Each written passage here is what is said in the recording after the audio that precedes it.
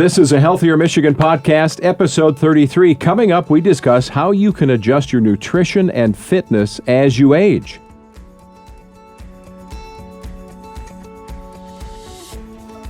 Welcome to a Healthier Michigan podcast, the podcast dedicated to navigating how we can all improve our health and well-being through small, healthy habits, no matter the age, and we can start implementing all of these great ideas today.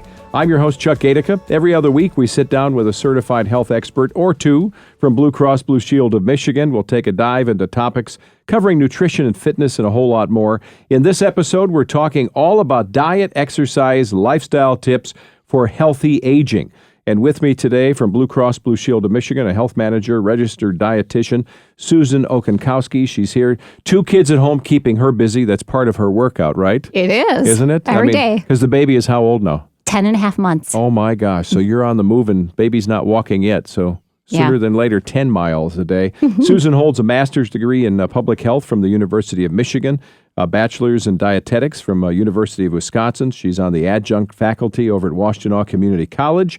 And so we're just so glad that she's back with us, and the kids and her husband and let her come to be with us today. Vince is a manager, Vince Mckinnon, a Blue Cross Blue Shield of Michigan Wellbeing Department. He's been with the Blues for 6.5 years. He leads a staff of 11 well-being coordinators and has been in this business of health and wellness for 18 years. Good to see you again. Good to see you too, Chuck. Yeah, Happy to be back. Well, when we talk about this idea of aging, I know it's a podcast, but we have cameras on, so you don't have to look at me every time you talk about an old guy, okay?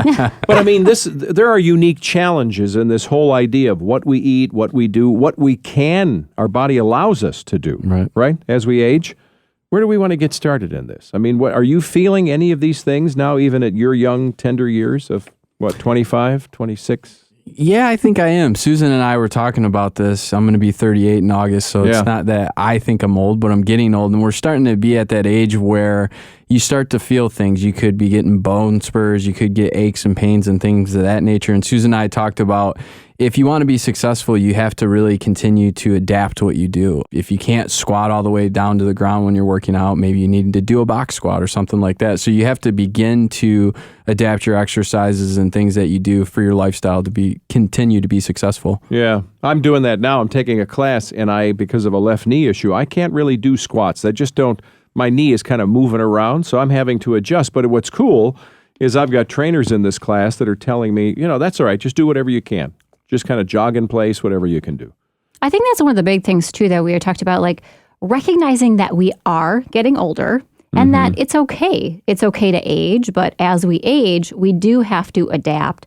And along with that adaptation comes, a busier life, right? You typically, you're busy with work, you're busy with your family, kids may start to enter the picture for all of us. And, it's like you may have worked out a lot before, or you were really regimented about every little thing that you ate, where now it could even be a time factor. So we look at, your body's changing, your time is changing. So it's all about adaptation. But I just read a great study. Most of us, and it's not just baby boomers, I'm one of them, most of us think we're 15 to 20 years younger than we are in our heads.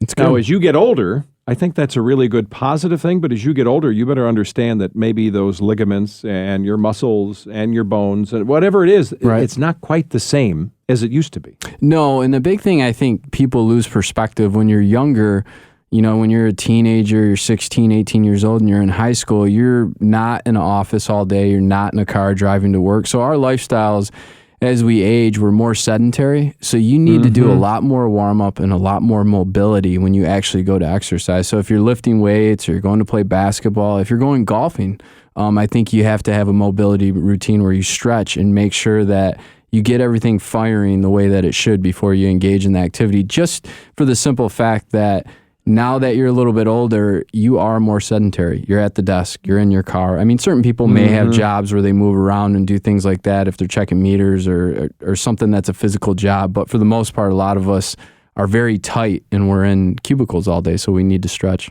So that's kind of part of a personal assessment of your body. But when it comes to assessing your nutritional needs, what's changing as we get older? Should we be eating more protein because typically muscle mass deteriorates? I think so many of us are confused, what's the newer thing to do as we get older? Right. And actually, there is a lot of change that happens, especially with nutrition, when you start to reach that age around 45, 50. So when you think about nutrients that will need change, one of the biggest ones is calcium. Calcium, vitamin D, you think about folic acid, and more protein in the diet. Yeah. And although like your caloric level over time, like as you age, may decrease just a little bit, your nutrient intake should increase. So the quality of what you're eating does need to start to come into play, because less calcium in the diet means that it's going to affect your bone density. Less vitamin D, now all of a sudden that's affecting your bone mass too. So there are a lot of different factors that's like, you got to really start thinking about what you're putting in your mouth when it comes to the nutrients with aging. And bone density is not just a lady's issue, right? I mean, we tend to think, because my wife will say, well, I'm going to get bone density, tested or something. And I'm like, well, my doctor's never said that ever to me as a guy. But I know that when I got measured the last time for my physical, and I'm being 5'10", and they're like, well, you're 5'9.75". I'm like, what? What do you mean it's going down? That doesn't make any sense. What do you mean? So let's talk about this idea of attacking nutrition. You're talking about vitamin D, calcium. You don't mean to take a handful of supplements. You mean eat good stuff. Yes. Right? Food's first. Food always should come first. Yeah. When it comes to vitamin D, calcium. I mean, yes, you can take supplements if there are certain foods like, if you're a vegetarian. You might have a really difficult time getting some of those nutrients in, but not necessarily. I mean, calcium is really rich in leafy greens, and there's very few people out there that can't eat broccoli, spinach, kale. And who would think broccoli would be filled right with calcium and all the other nutrients? You just think, well, it's a green thing. It's just water. Right, Yeah. right. Yeah. It is. Or I have to drink milk or some form of milk to get calcium. Not necessarily. I mean, yes, dairy products are very rich in calcium, but there's a lot of other foods that you can also supplement in your diet. And I say supplement meaning you're not taking in, those dairy products, but there are other foods rather than, I'm going to go and just find a supplement and pop that in. Right. So, Vince, you have inspired me from one of our previous podcasts. I've told you this, right? To go out and work out in a little different way, and you're working out even though you've had an injury. You're recovering from that. What should we be thinking about in terms of adapting our workouts as we get older, especially as we're now trying to fight this idea of diet? Maybe metabolism is decreasing just because it's a natural thing. Right. Maybe in men there are hormonal changes, women the same, right? Lower testosterone. What should we be doing that's a little different? More weights, less weights, more aerobics? What do you think?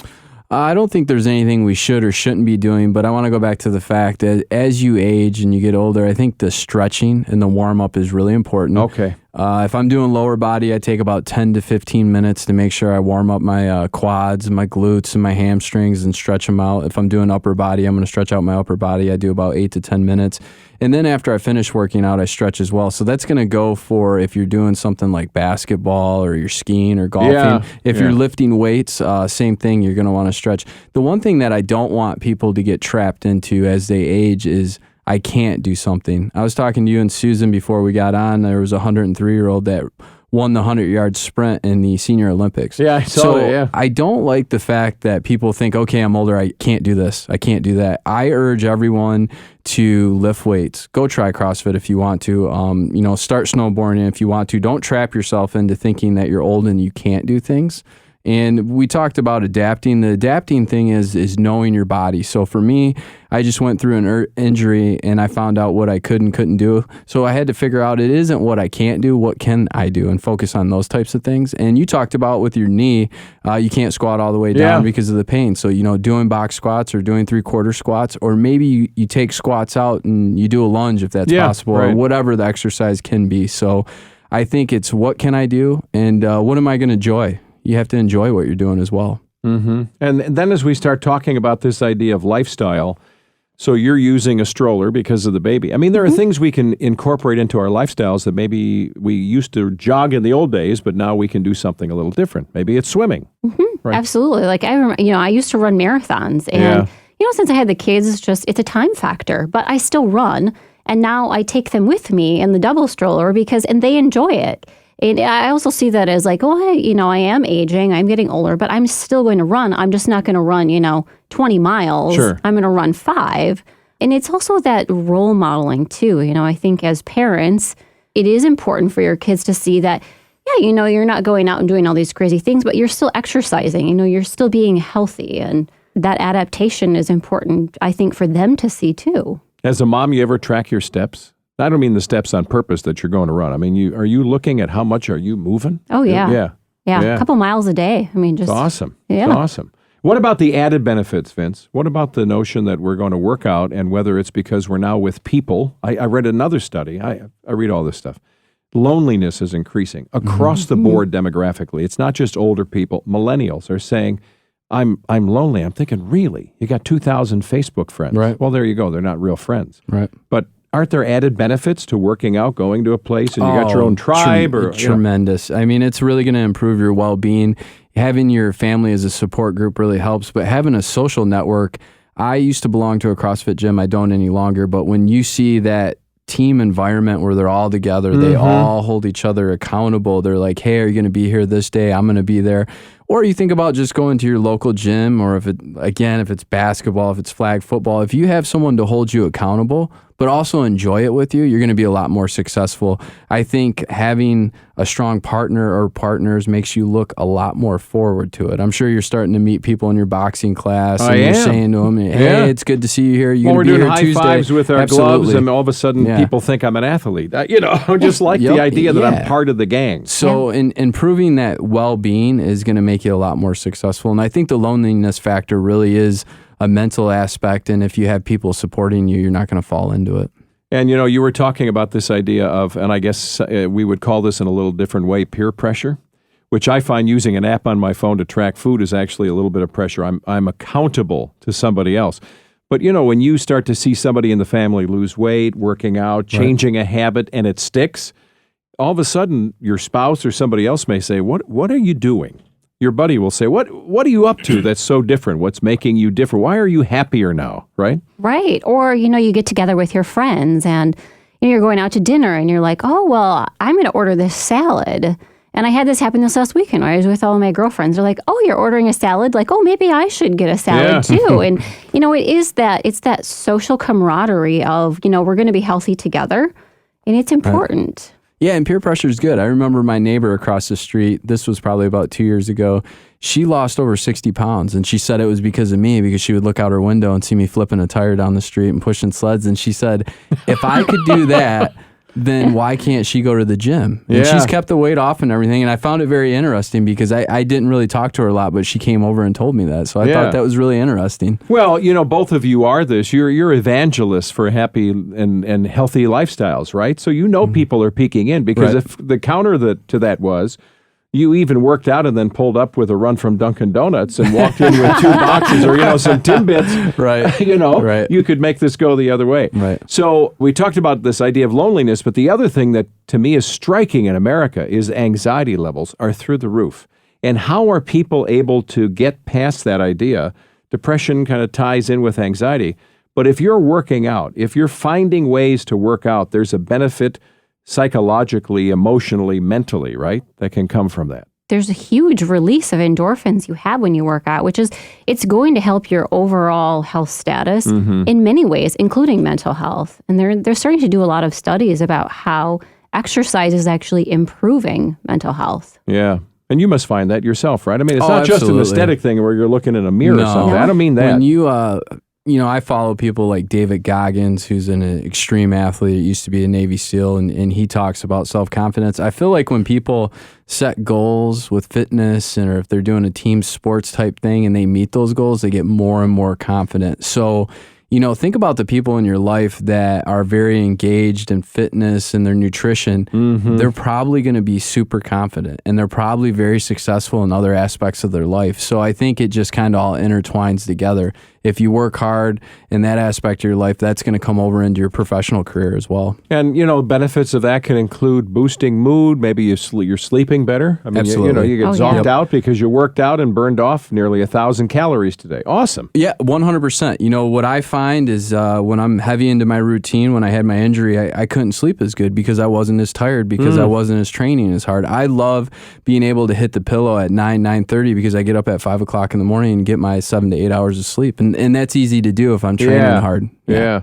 And we're leaving out the miles and miles of blood vessels and arteries in our body, right? So there's blood pressure issues, high blood pressure, but also this idea of just improving your cardiovascular nature, especially as we age. Oh, yeah, definitely. There's a big factor. I mean, with exercise, too, there's so many things that it's going to do for you, including like the sleep aspect, because as you get older, your sleep the sleep patterns tend to change. You have a harder time falling asleep at night. Yeah. And part of that could be, it's aging, it's more things in your life that you're thinking about. So the exercise is going to help you kind of relax at night too and get some more hours of shut-eye. I have to share with you this idea. So when I started trying to lose some weight, and I kind of got a little handle on this, I changed some programs. Some of it was eating, and I had no trouble with any of the typical categories. I'm not diabetic. I don't have high cholesterol. Right. So I decided I would do a blood panel when I started, and I did a blood panel 6 months later. That's great. My doctor suggested it as well, right? He looked at those results. He said, this is 6 months. You should be a poster child for why you should change this, because every single category improved. And again, I'm not saying this because I'm so special. I'm just saying I saw with my own eyes small changes that to me were like, I'm just eating oatmeal. I'm taking the dog for longer walks and more walks. I got a weighted vest, which was your suggestion, right? So I'm trying to mix up my routines. I thought, oh my gosh, this was a 6-month change. This wasn't 60 years of change. So I guess the point I'm trying to make is, if I can do it, you can do it, and we can all get started like now. Right? Right. Yeah. One thing I want to go back to real quick, and Susan can expand on it, is this really all starts with nutrition. So when you wake up and what you put in your body as fuel and energy is going to dictate your whole day. Yeah. So we're all very busy. Susan and I are the same age, right around 38. And if we don't eat the correct foods, we're going to drag throughout the day, and it's going to really impact our exercise. It's going to impact our work day. And I think really being mindful of what you're going to eat and how you're going to eat, and the planning. Like right now, as we speak, I know at my house there's a crock pot cooking vegetable soup.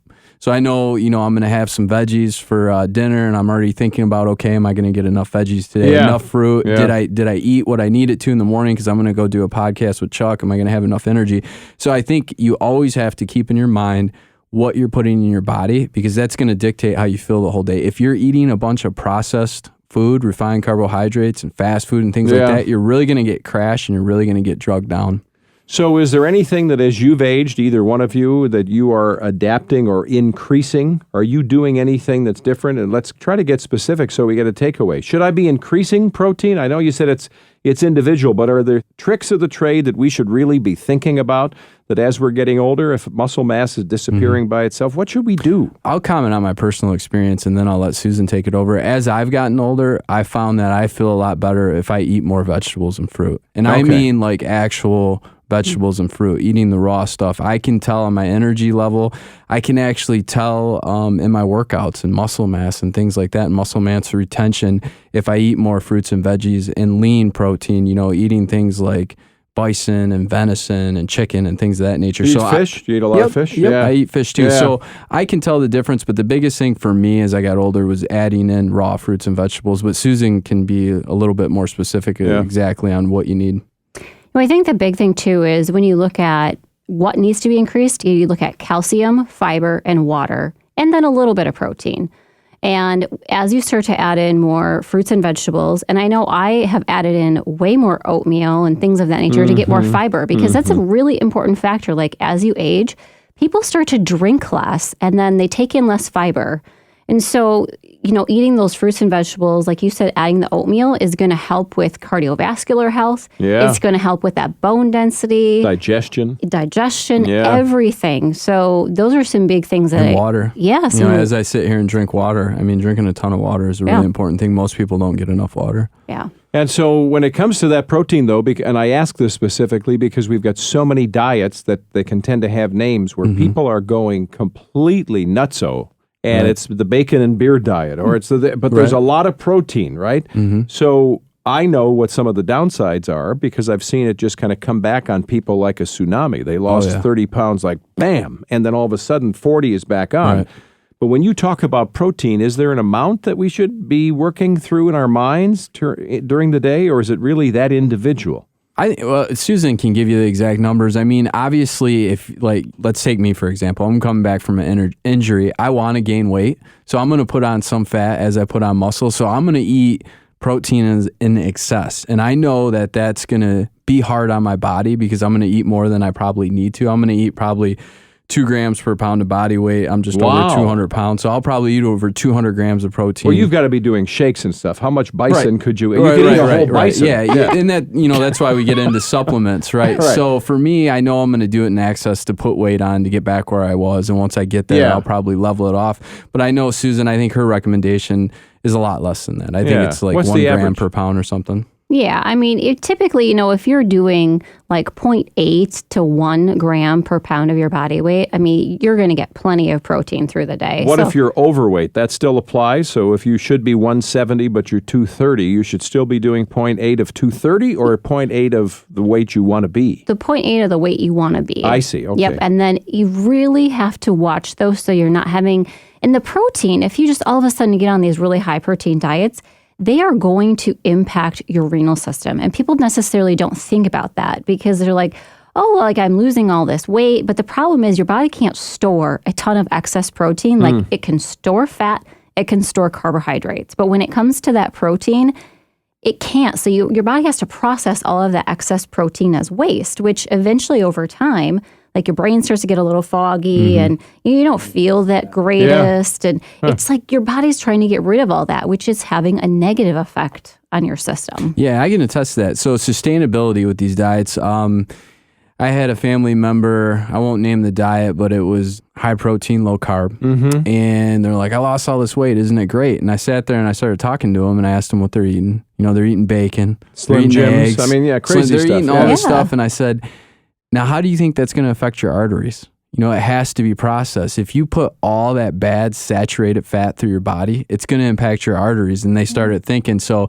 And then the other thing, it's not sustainable. So one time I cut down to 185 because I wanted to have a 6-pack for my 35th birthday. I know, really vain.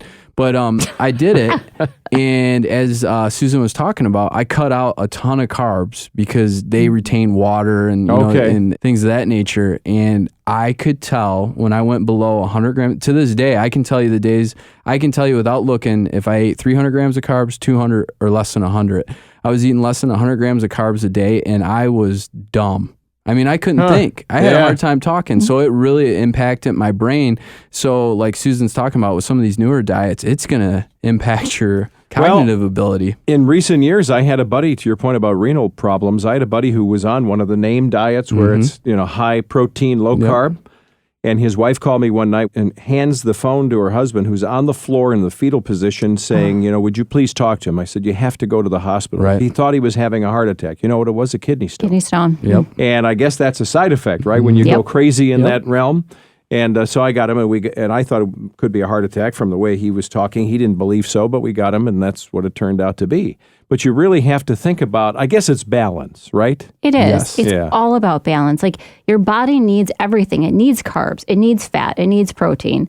And so, and especially as you age, that nutrient mix becomes even more important because you're eating less overall, typically. Yeah. So what am I going to eat to make sure that I get enough protein? I get my calcium. I get my B12. So you really have to think about that and do some planning. Is the idea that as we age, Vince, when you're talking about workouts, because you were joking off mic a few minutes ago about, everybody who's getting older may see a little more flab under their arm, flapping in the breeze, right? So is it not just what we're eating, because I know that's key at the top, but should we be lifting more weight? Should we be doing more bicep curls? Is that really going to help with the notion of what's happening with skin? Or is that kind of a fait accompli that it's just going to happen? No, yeah. To keep a high metabolism and retain muscle mass, you have to lift weights. Yeah. And we were talking about bone density. If you want to maintain bone density, strength training is a great way to do that. So no matter what your age is, if we want to get muscle mass and, like you said, have less flab on our arms, you need to strength train and lift weights. And you can really dive into a hole. Are you like want to do a bodybuilding type thing? Do you want to focus on strength? But strength training in general is really beneficial for anyone in any age. So I don't think you need to get caught up on the age number. If you want to increase muscle mass and have a higher metabolism, and as a male, help produce more testosterone, working out and lifting weights is going to do that. Yeah. So, and that's interesting you say that, because I think most guys, I'll just speak for guys here for a minute, I think we think it's the reverse, that testosterone leads to a better physique because you're lifting weights. You're saying if we lift weights, it will increase your testosterone level. Yeah. Yep, absolutely. Very interesting. Yeah. There's different foods. Susan can touch on some of the foods that are going to help you elevate it a little bit as well. But when you do compound movements like squats and deadlifts, it's going to help your body produce and release more testosterone. Well, I think too, like resistance training, right? As we were talking about, as you age, your bone density does change. So resistance training is going to help strengthen all of those muscles and tendons and ligaments around your joints, because my parents at my age, like at their age, I should say, like they're starting to worry about like hip fractures and falls and things like that. Right. So if you do those strength training exercises and resistance, you're helping to just build everything up around, so you are safer in the long run. And here are three of us sitting here today, and I have to tell you that in my diet plan, I lean veggie, right? I'm not a vegetarian, but I'm leaning into vegetables and fruits more. Right. But at the same time, that means I'm exposing myself to stuff like soy milk. I asked Grace in our last episode a little bit about this. Do you think that guys should be staying away from certain items that women don't have to worry about because of estrogens and plant material? And there's a lot of soy out there today, especially when you're trying to find additional protein, healthy milk alternatives, right? Should we be worried about anything as men that women don't have to worry about? Not necessarily. You have to eat so much of it that it's whether you're a man or a woman, because it's like, you worry about soy and estrogen with breast cancer risk. And sure. So there is, and again, it comes down to balance. Like, you have a cup of soy milk or you have some edamame. Right. You're not going to risk yourself all of a sudden of like... who? That edamame is so good. It is, yeah. But, those are some good soy protein there. Yeah. I mean, you're not going to sit down and eat like a whole bushel of it. So you don't have to worry. Yeah, one thing to keep in mind too, Chuck, is genetics. We're all made up of the same things and we all look a little bit different. And I think we all need to keep in mind that you're not going to probably look like someone on Muscle and Fiction. There's a reason they look that way. They're doing some very extreme things that are very dangerous to your health to look like that, which is completely fine.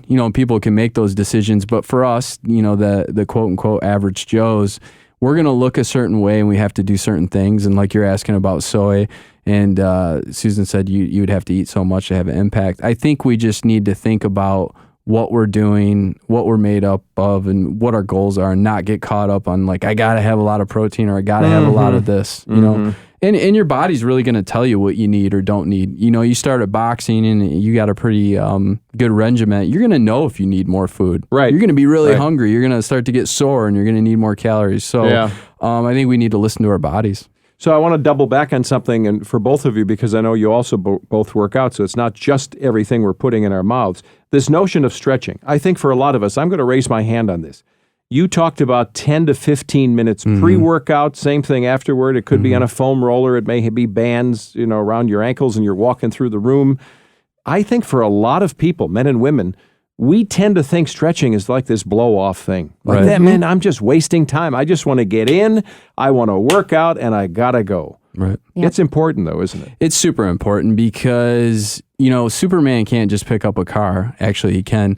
But, thinking about, like, if you're me, I get up at 5 o'clock in the morning. If I just rolled out of bed and started lifting, I came out of a dead sleep. Everything's super tight.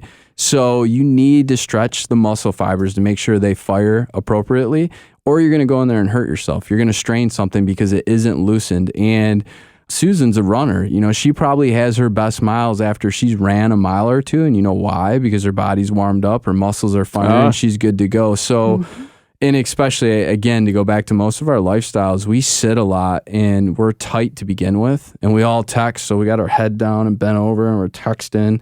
And everything just needs to be stretched out and ready to go. I can't stress it enough. There's a ton of resources if you need to look up stretches and find things like that.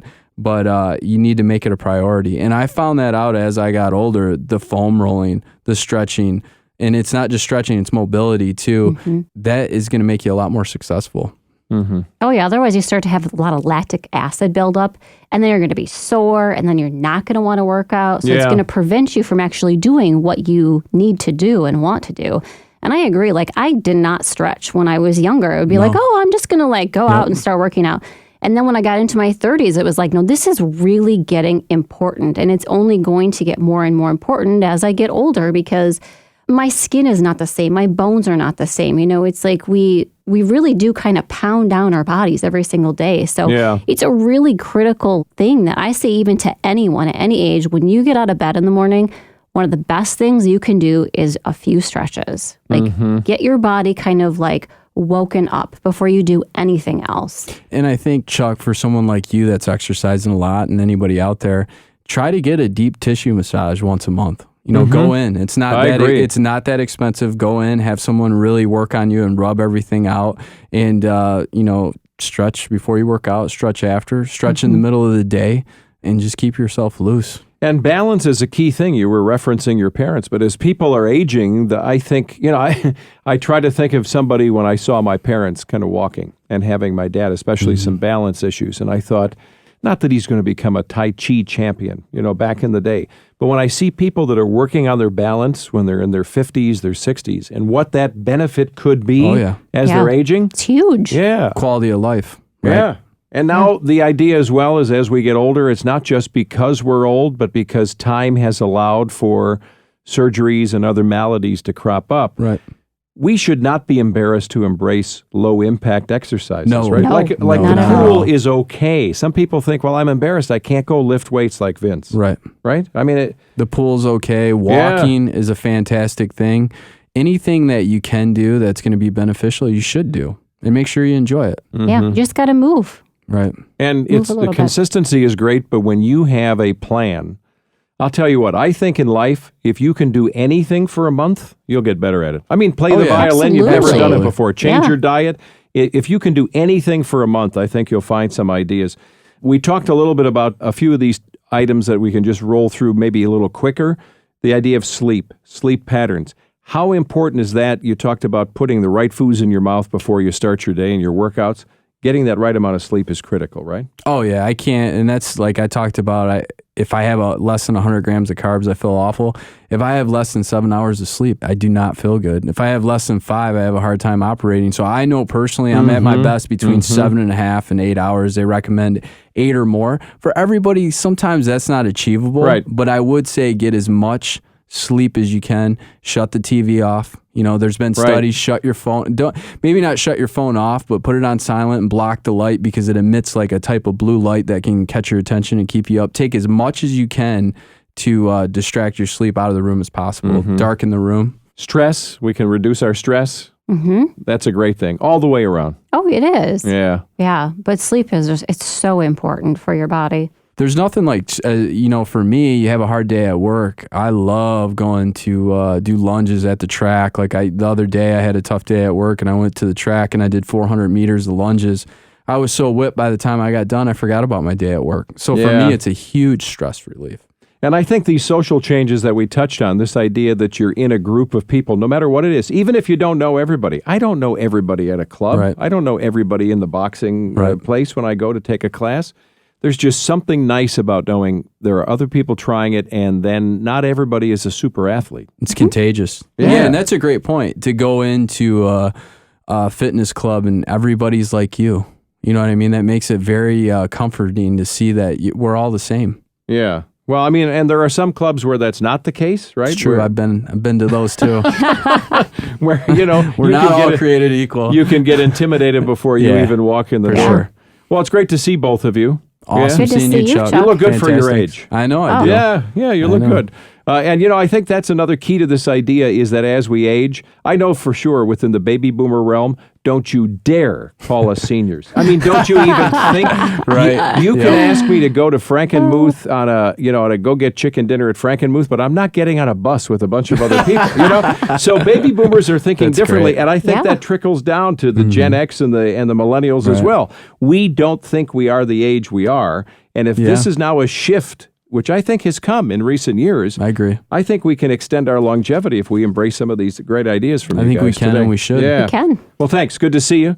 soon, Vince. We've got to remind you that if you like this A Healthier Michigan podcast brought to you by Blue Cross Blue Shield of Michigan, and you want to know more, you can always check out the website, ahealthiermichigan.org/podcast. You can leave reviews there. You can also put a rating on Apple Podcast or Stitcher, and you can get all the great episodes. Last week, a couple weeks ago rather, we were talking more about nutrition. You can find some great episodes about all kinds of great stuff by going there, and you can get them on your smartphone or your tablet. Be sure you subscribe on Apple Podcasts, Spotify, or your favorite podcast app. I'm Chuck Gatica. Have a good rest of your day.